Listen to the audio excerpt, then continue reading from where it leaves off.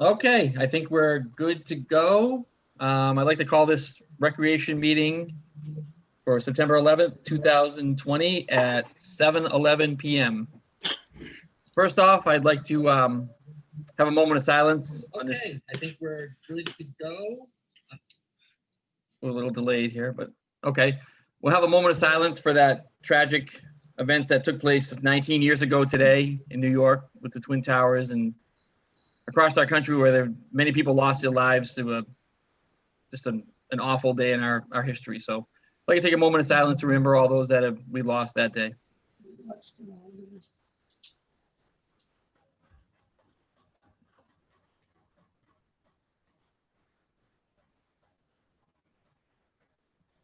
Thank you. Okay, thank you all for joining us on this early fall evening. We can start off with Jason Hunt is on our committee, but he has not been sworn in yet, so he will just be visually viewing our meeting and just taking notes. He cannot participate, so he has to be sworn in, but we do have a quorum, so we are good to go. So first on our agenda, 2020 youth soccer. I know we discussed this at our last meeting. I will share a document that Tara had put together. So basically, she took this from different soccer guidelines, I guess, Tara, is what you want to call it? Yep.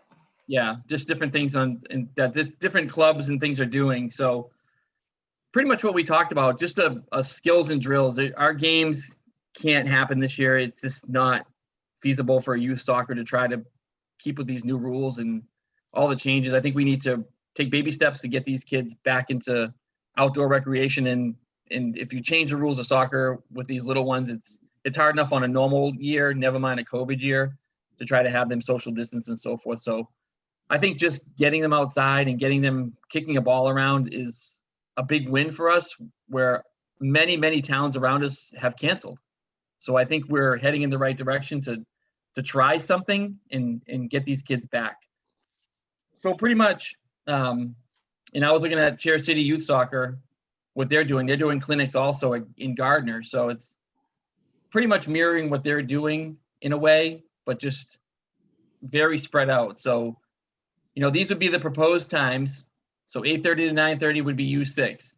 And there's a half-hour window between each session, so we can get people out. Because remember, we have to stay at a gathering of 50.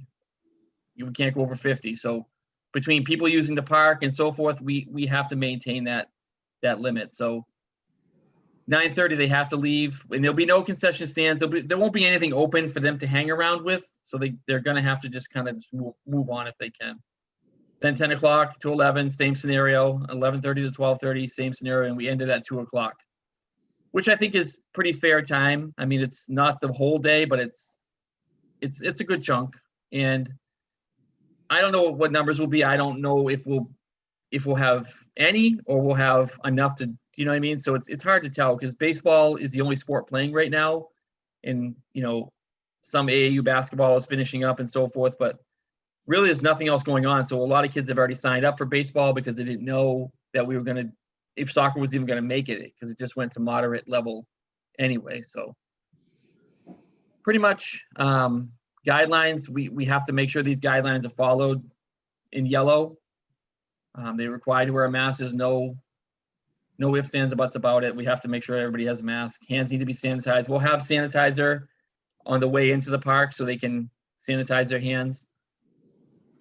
One parent per player, because we don't want, grandma, grandpa, the whole family there, and then that leads to social gatherings, and just we need to limit it. It's just like any other practice right now. It's limited to one parent dropping off or viewing the game. So baseball's been doing it. It seems to be working, but at least it's out there so the parents know that they can't bring the whole clan and do everything. If their child's showing any symptoms at home, we're going to ask them to please keep them home. We don't need them at the field and spreading anything that could be potentially COVID. Dates, she's looking at Saturday at October 3rd to start and end it on Halloween, which is on a Saturday this year. So 5 weekends, which isn't bad. It just gets them out there. Equipment, obviously, the cones, soccer balls, pennies, number of fields will be determined on number of registrations. So we won't know. And in the fields, we're not going to line them and do the whole hoopla like we did. We'll put out nets and cones and try to make it somewhat look like a field and just let them and do their skills and drills. But we'll have them spread out enough where they can still do their thing. Cost-wise, I did an inventory of balls that we have, but we're going to give the balls away. So we're going to have to replenish those balls next year. So we're going to lose a lot of soccer balls if we have a good turnout this year. So we need to recoup that money and put the balls back for next year to hopefully play a normal soccer again. So I threw this out there, $20 per player, $50 family cap. How does that sound? Is that fair or? Yeah. I have a question though. So back to where it says like one parent per registered child. Yeah. So what if you have a group of siblings? Right. That's what makes it a little tricky. I mean, we just have to set the guidelines and then figure out how that's going to work with multiple children in different groups. You know what I mean? Because like you said, if it's, That's penalizing. That's penalizing the family, and that's not right. Those fields are plenty big enough for us to all spread out, because now I like to go to our grandchildren's games, and if you told me I couldn't, I'm afraid you might have some problems. right. Yeah, we just have to. I don't think it's going to be. Family event. Right. I don't think it's going to be Families should all go, and that way you're encouraging the young ones. Right. We have to stick with the state guide. It's not Templeton's.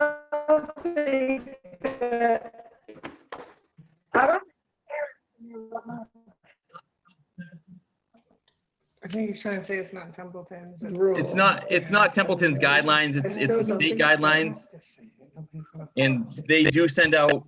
You know, their inspectors are out all the time, and they do look at sporting events and facilities, and they watch the guidelines. I mean, we're pretty spread out. We have 30 acres up there, so like you said, Joy, I think we'll be okay. We have the room, but we just have to be very careful that, general public using the park plus us, any practices, say Babe Ruth or high school, we're going to have a list and we're going to know who's going to be up there. So I think we'll be okay, but we just have to limit the amount of parents and people that come in. And it's only skills and drills. It's not a real game. So I don't think a lot of fans will come. But we have to be very. But also, what about broken families? When the mother and father aren't together, they're both going to consider themselves. Well, maybe it's not really broken. Maybe it's just better that way. No, not necessarily. We'll put you on one side of the field and your husband on the other. Oh, I like that. Right. Yep. There we go. We're just. But, we just have to be very, very vigilant of, mass amounts of people gathering, because we don't want to be the headline of another event that gets shut down because we had too many people up there. And I think we'll be okay. Like you said, we're going to know what practices are going on up there at that time. So, we'll have that time block from 8 to 2. So no one will be practicing besides us. So I think we'll be okay. So the I have a dates. question. Yep. Oh, sorry. What are the ages? I know this is like you said. So like, what is that? Like what ages? You 6 years. We start at old, you 5. 8, you 10, you 4. Yeah, and so So like no 4, 5. They start at 5. Yes. All right, I'm out. All right. All yours. So we, I have one. the cost, back to the cost again, I think the cost is pretty fair for what we. Well, they should go and watch to see what they're going to have to. Yeah, I would say it's definitely reasonable. Yeah, it's not, I mean, it's a month-long program, and like you said, we're not taking those soccer balls back. They own them. Once we give them to them, they own them. We don't want them back because we'd have to sanitize them all, and it's not worth it. Right. So coaches and volunteers, we'll have to get that going. We'll definitely need volunteers to run this thing and someone that can understand the soccer rules and all that stuff. So we'll put that out there on social media and we'll blast it all over the place and try to get some, we'll watch the numbers coming in too, so we know what we're going to need to get this off the ground. Registrations will open 9/13 and then run through 9/27. So that gives us a pretty good barometer of what we're going to need for staff and so forth. So, and then she just put together just different skills and drills. We can really narrow this down, but these are all from the soccer guidelines of just skills and drills that are out there. So this will help the coaches or the volunteers, if they want to pick one of these to work on. But she listed many of them, which is good because, you've got 4 weeks to do this. So you don't want to do the same thing twice. You want to keep these kids engaged. And it's all, safe to do. So. Sounds good. But I think it's a really well put together plan. I think she did a good job. I think, there's a lot of thought behind this, and it's better than not doing anything. I think we're on a path of trying to get back to some normalcy, and, the kids will have fun running around and actually learning a little soccer instead of just running around in these games where they really don't learn much. So it's kind of a blessing in disguise that we get a year and really show these kids some skills and drills and then get them back out there next year.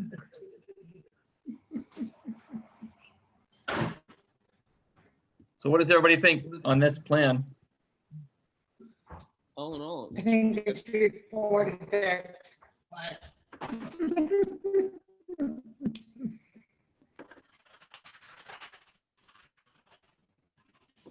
And you got 4-year-olds. Yeah. Yeah. Vinny Jackson and yeah.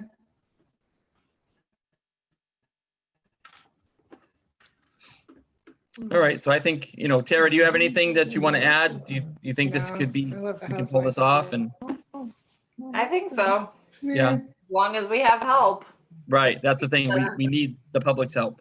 Yep. It takes volunteers, parent Yep. volunteers to help kick off the season. Mm-hmm. Definitely. So anybody that's watching this or will watch it, we definitely, we will need your help to get this off the ground and give these kids some kind of season this year to get this off the thing. So we'll be putting it on social media and so forth, and we'll get it out to everybody. But I make a motion that we adopt the 2020 soccer plan in skills and drills series training for the month of October, based on the guidelines that are on the form and so forth. second it. We can't have 4 and 5-year-olds. It has to be 5. You're not listening. Yep. That's what we've done the last 3 seasons. I think that going beyond younger than that for skills and drills where it's not running around like it used to be. This is pretty much isolated training. You know what I mean? So I think you'll lose their attention very quickly. Okay.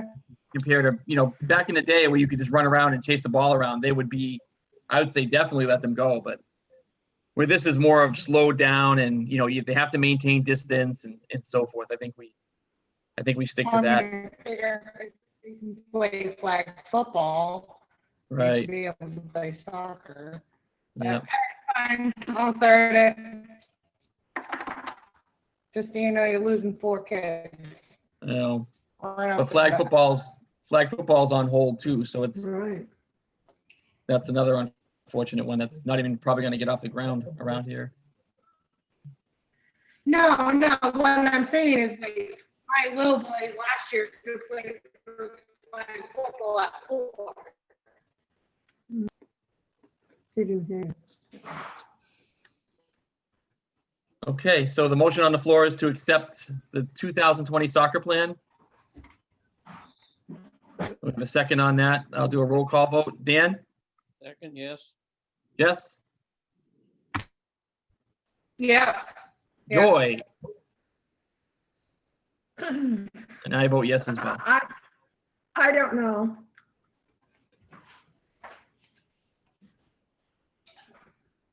What's the matter? Well,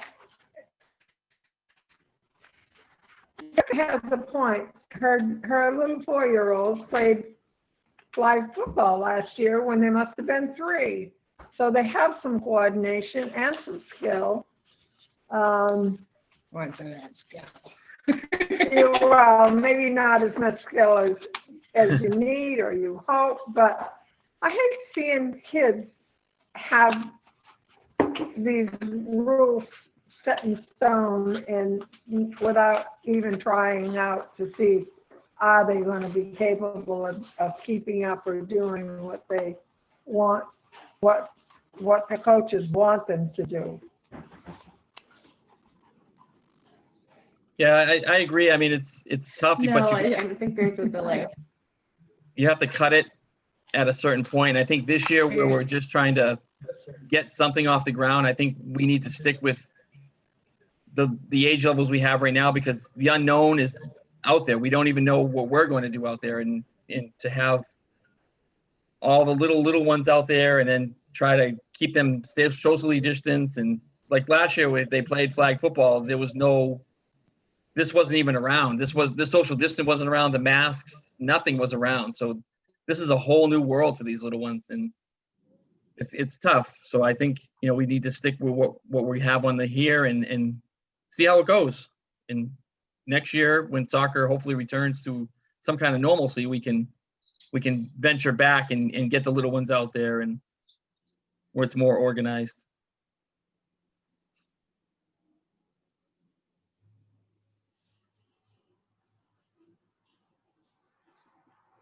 So pretty much the motion will carry. We will start this off on 9/13. It'll all be done via Unipay like we've done in the past.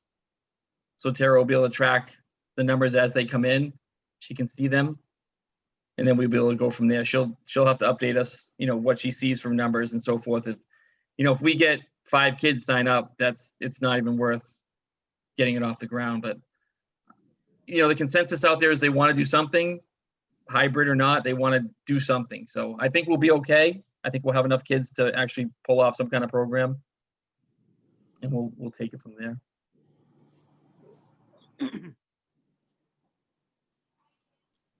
All right.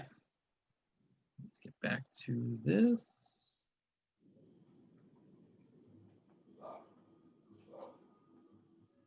Oh, bear with me 1 second here.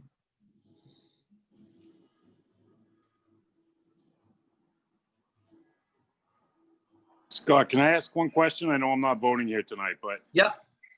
is there something written in that plan for contingency if a kid does get sick or if we do have an issue? Is there something in that plan that'll kind of cover what we're supposed to do in that case? Cancel the whole thing? Yeah, I mean, how are we supposed to proceed? Right. So is there something in the plan? No, we're going to have to put that in the guideline. That's a good call out, that if someone does, there's going to be a waiver that is signed on when you sign up anyway that holds the town not liable, just like it was for injuries and so forth. We're going to have to put in that waiver that we are not responsible for COVID. You know what I mean? The whole COVID, Babe Ruth has a parent player sign off, coach sign off. We will mirror the same thing in ours. So they can't even register without signing off on that waiver. That pretty much So I understand the liability. Sorry, go ahead. In traceability. So what it does is that if a child is there and then they tested positive for COVID, we would have the traceability start from there based on the information they gave us when they registered. And then we'd have to go through the program with registered people that were in that group that day. It starts that whole traceability thing. But we'll have all that. Are there guidelines from the state on basically would we then be canceling? Is that the idea behind it? The rest of the I don't want to call it a season, but for lack of a better term. We'll have to get clarification on that, but I think it'll affect just the group they were in. You know what I mean? So if it was U6, then we'd have to stop U6 until, those children were tested or so forth or whatever, based on traceability. So if they had contact So with that them was on gonna be my that next Saturday, question is, all those, right. So in the We'd have to skills and stop it drills there. on the soccer, is it gonna be similar to what we've done in basketball? I mean, is it gonna be teams? So these kids are gonna be with the same kids every week? Or is that gonna change?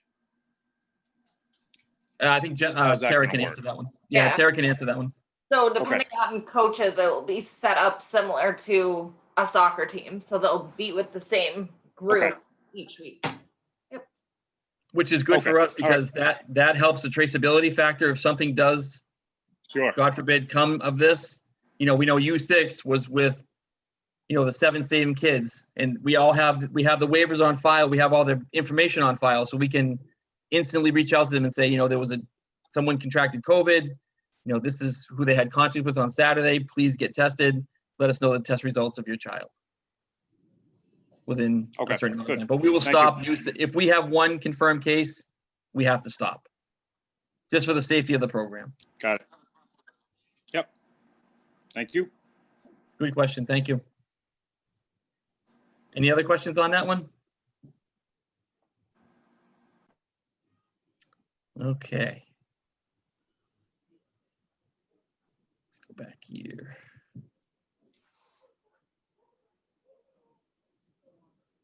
All right, so next discussion was program renaming. So this has been around for a while. Recreation programs pretty much mirror their town names. So, Gardner Youth Sports, Rutland Youth Sports, whoever they are. We have always gone under many different names for our sports programs. It's Gansett softball, youth soccer is Narragansett youth soccer, I believe it was for a while. It all falls under the school's umbrella, I would say, not the town's umbrella, where it falls under the Gansett name. So I'm proposing that we rename our programs to be unified under Templeton Youth Sports. All one umbrella, whatever they may be. We represent our town. We don't represent the Narragansett School District. Yeah, we feed them through rec. It's eventually, rec players move on to high school sports and middle school sports and so forth. But we're a town-based program. You know what I'm saying? So I think we need to bring it under a town name and keep it under Templeton Youth Sports, whether it be Templeton Youth Basketball, Templeton Youth Soccer, Templeton Youth Softball, Templeton Youth, whatever it may be. And there's some images that I can share of what it would look like. Just a couple images of just changing the name and putting our Templeton brand on it. You know what I mean?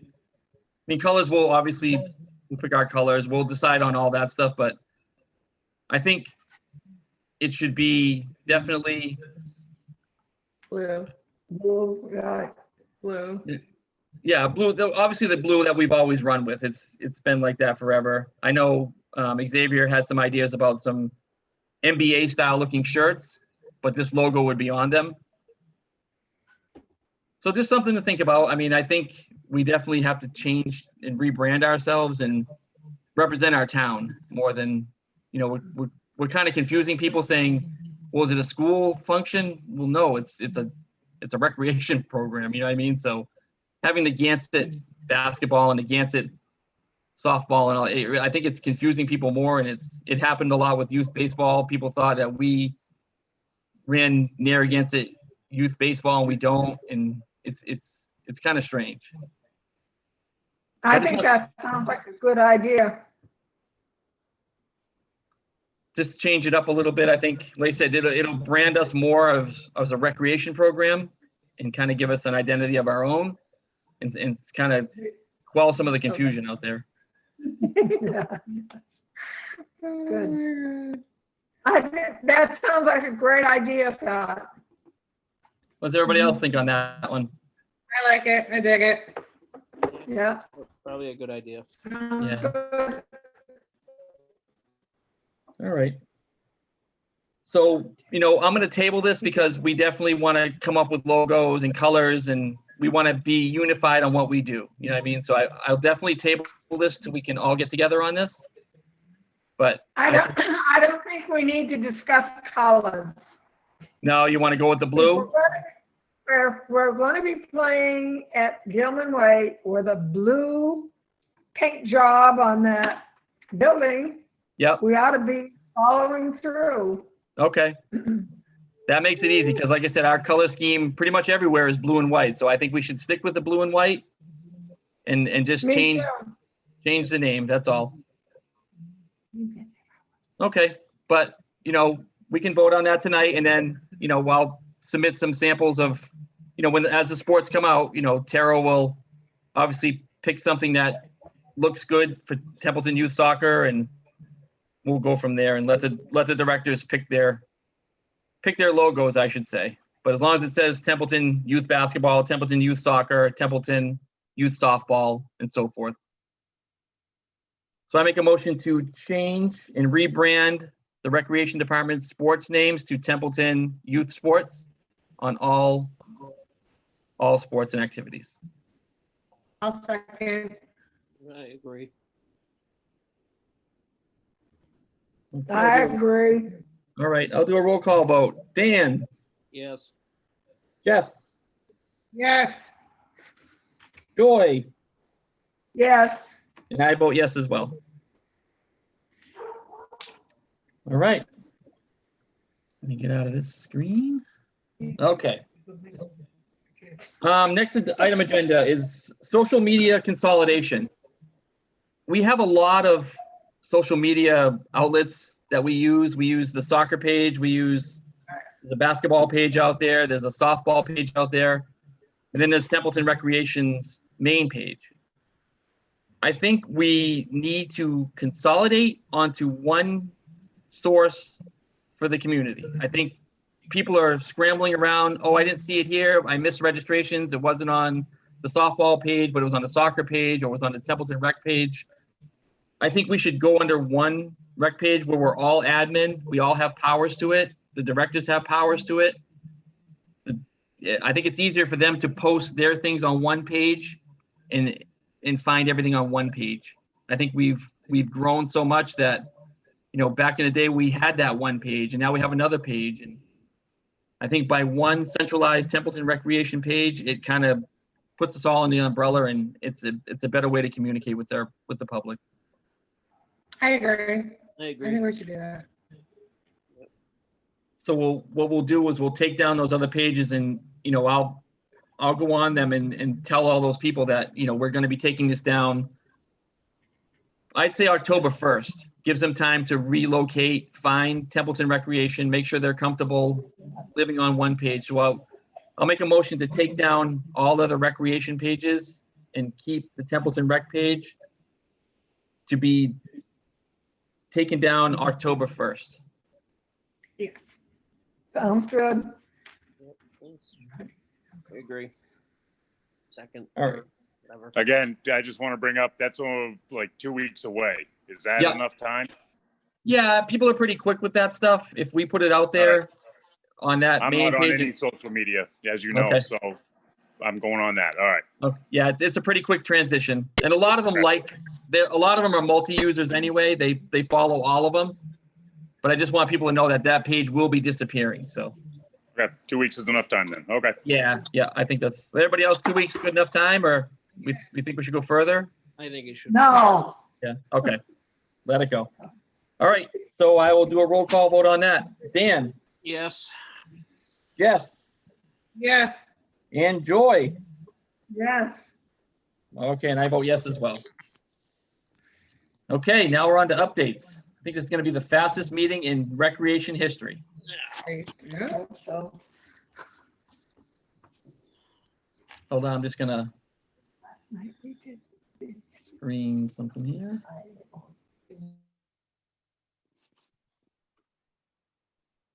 This technology is killing me.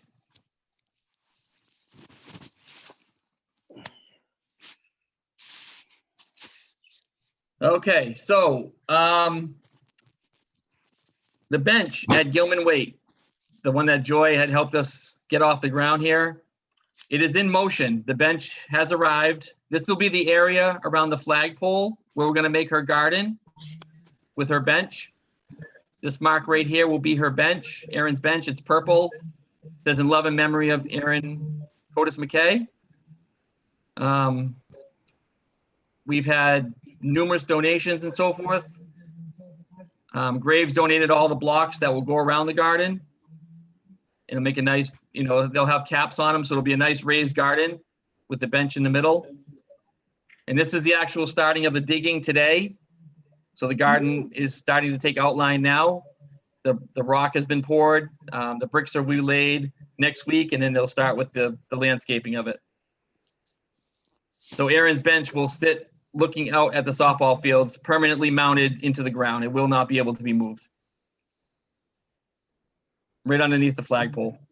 So I think it's a very nice tribute to her. I mean, this started out as just having a plaque up there, but we definitely took it to the next level. And Joy really was instrumental of, getting the donation for the bench and pushing this project through. And the family is beyond ecstatic.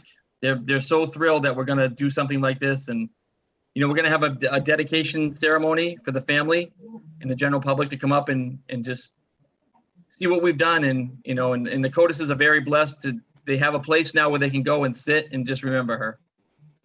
So I think it's a nice gesture towards that family. So we should be done hopefully by next week with this project, and we'll invite everybody out, this committee, and I'd like to have the Garden News there and just to make a nice story out of such a tragedy. Mm-hmm. They have to go just as far, but, So that area needed some work. I'm glad to see something's going to come out of that area. It's always been it was beautiful when the park was made, but it just kind of fell into disrepair and so forth. So I think that'll be a good spot for her family and just anybody to come up and remember Erin and just have a nice place to sit.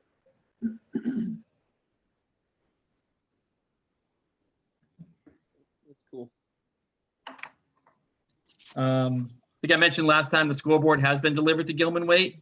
It is in storage. So Templeton Light, I did meet with them, and they are going to install the poles and the electric to that board for us. And then Lyman Signs is working on getting the sign installed for us. So we should have that hopefully in the ground and up. It may not be powered this year, but it'll be in the ground, ready to go by the end of fall. So by spring, we should be able to power it up. And that will go on the first base side like we talked about. We met with CPC last night with Joy's group, and they did approve $230,000 to finish Gilman Waite.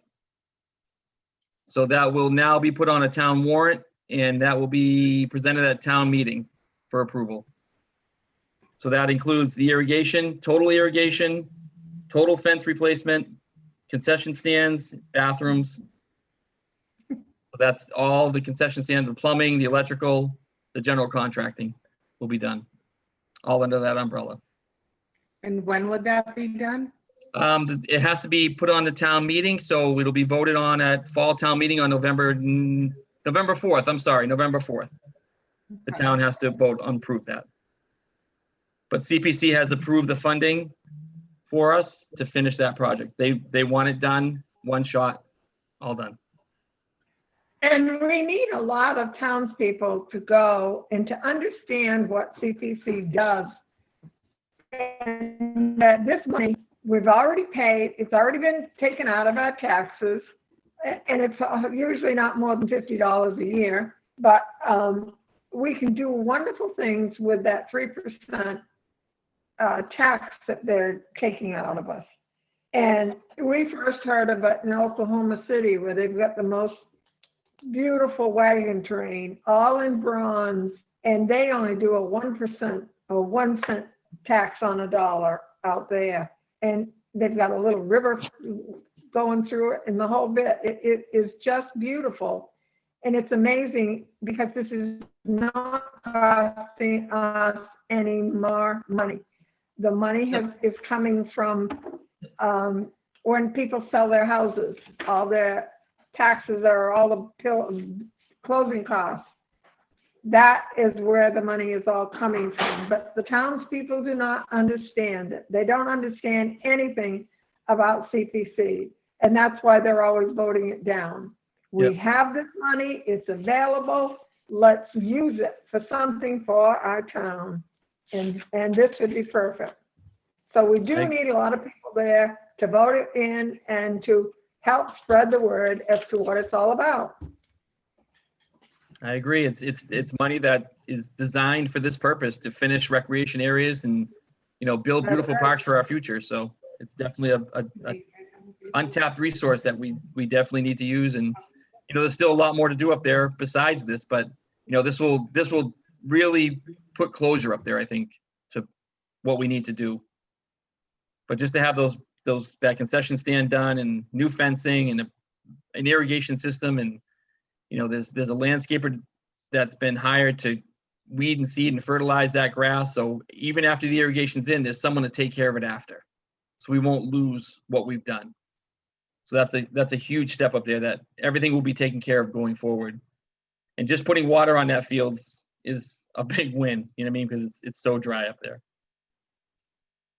So, but we're getting there. We're chipping away at it. And I think we're going to see closure after, if this does pass in November, obviously you won't see much work this fall, winter, because you really can't work up there right now. But come spring, all the vendors, all the bids have to go out through 30B process and procurement, and there's certain steps that have to be followed in town. But once that's done, these vendors will be ready. So we'll do all our legwork with this winter and get the vendors lined up and contractors, and then come spring, once the ground thaws, they can go. Well, will the DPW plant the grass this fall? They're going to have the person that they appropriated the funds from at last town meeting, the landscaping company, they're going to come up and they're going to aerate the fields, and they're going to over lime them this year, to put some heavy lime down on them, just to get that soil back up to some kind of nutrients. And then next year, what they want to do after the irrigation is installed, they want to topsoil the fields again, and then reseed. So they'll do the soccer field one year, and then they'll do the softball field's not bad. That's in pretty good shape. It's the soccer fields that needs another top dressing, and then some overseeding. So, but we need irrigation first before we do anything, because we can't do that without. But we need to sweeten up the soil this year, and that's what we're working on now, to get them up there and aerate it and get some lime down on it. Have we contracts for the irrigation yet? There's 3 bids, and that has to go through, once it's approved at town meeting, then it has to go out to bid, because it's in a certain structure of 30B where it's over a certain amount of money. So 3 sealed bids have to be sent out on the state website. But we've secured 3 bids already, so we already are ahead of the game. But they have to put it out for public notice that the job is up for bid. All right, and now Jessica's suggesting that this get put on Facebook to have all of her age group understand what CPC is and what it does. And while we're all paying that money, half the people don't know why that extra, I don't know, $25 to $50 is taken out of their taxes. They don't even know what it's all about. Yeah, well, Yeah, I'd like to find CPC should Right. have its own little Facebook thing, because the department has one, town hall has one. There's discussing Templeton, all kinds of things, Really? Yeah. and it can get shared all over there. Everybody Right. has all kinds of opinions. So I be guess- careful what you wish for. I guess I go on Facebook. I'm But I'll not reach out- looking at pictures of my new great-grandson. I'll reach out to John. Great-grandson. I'll reach out to John Henshaw and see if he can give me some kind of, background on CPC, something I can put out on Facebook, what it does, how it works, where the funds are taken from. He'll give me the right verbiage to put out there, what CPC is really. CPC should have their own Facebook thing. Mm, Yeah, they could, that's up to their board. I mean, they could do something like that on their side if they wanted to put something out to really, and I think that's a good idea, because they just don't deal with open space and recreation. They deal with affordable housing and fuel assistance and historical revamps and so forth. They deal with a lot of things. It's not, their umbrella is quite large in what they handle. I mean, the cupola at Town Hall, they're talking about that. The Stone Bridge, the fire department on where the CERT team is, that building's historical. You know, the possibly new Baldwinville Elementary School apartments, they're involved with that. You know what I mean? So there's a lot of things that they're involved with that I don't think the community really knows how deep they run. So, but they're a great asset to our town, and people really don't understand what they touch. So That's right. I think we need to get something out there. You're absolutely right. And, you know, just before town meeting, so people have a little understanding of what they're actually voting on and why they're voting on it and where the money actually comes from and so forth. It comes from all these people. But I'll work with John Henshaw on that to try to get some verbiage we can put out there on our page. So the worst of it is now, so many of the cities are getting into CPC, and that's going to lower our money. We usually get about $1 million a year, but once the cities start asking for a whole lot of things, it's going to take away from us, or it's going to take away from all of us. Right. So we need to get pushing and to have people understand what it's all about. Absolutely. That's why I'm glad we were awarded this, you know, they awarded us this money right now, because in the future that money may be very limited. You know what I mean? So I'm glad we got the money That's right. and we can finish it. So it'll be nice to see it. It'll be, you know, I hope, you know, November meeting goes well and it gets passed through, and next spring we see a lot of construction going on up there, which would be great to see. And hopefully sports are back, and it'll be wonderful. I think it'll be a good thing. But that's all I have. Anything else? Anybody got anything else they want to chime in on? Yeah, where's my t-shirt? Well, we can work on that. What t-shirt? We're supposed to be We can wearing order some. shirts. We're going to order you a nice pink shirt, Joy. We're going to call you I the don't Pink want- Ladies. No, thank you. I think Dan wants a pink shirt too. Yeah. Real men wear pink. That's right. Exactly. No, I don't think so. All right. You see, So, We voted on our colors being blue and all right, white. we'll go blue. I like blue. I'm not wearing pink anyway, so. All right, All so right. our next meeting, I think we should probably go September 28th. That rolls us out before soccer, so we have a pretty good gauge of what we're doing. What does everybody think about that? It's a Monday? Yeah. As long as it's a Monday. all right. I tried to do it on Labor Day, but that was a no-no. You can't do that. So Yeah. let's try for September 28th at 7 p.m. Does that work with everybody? Is that Should be still fine. gonna be? We'll probably still have to Zoom, but they are talking about live meetings again that will be streamed live. So they'll be able to stream us live while we're together, which will be nice. Yeah. So, Aaron Maker. and I heard the meeting place is going to be at Jess's house. So that's just a rumor. Yeah, that's good. That's where I know. There you go. Two special cups. All right. If There, I put anybody, you in my count. Oh, Meeting. Sorry. there you go. So if anybody doesn't have anything else, I make a motion to adjourn. All right. Second it. All right. Third. Fourth. Third, fourth, fifth, sixth. I thought it was so cool. All right. Well, thank you all for joining us. And Tara, thank you for your hard work, and we will definitely be in touch. No God, problem. we didn't Yes. vote. Hmm? We didn't vote. You did the, yeah. Yeah, forget it. We didn't, can't think what I'm gonna say. Vote on what? Vote on closing the meeting. You just did. I just did. There must have been a delay.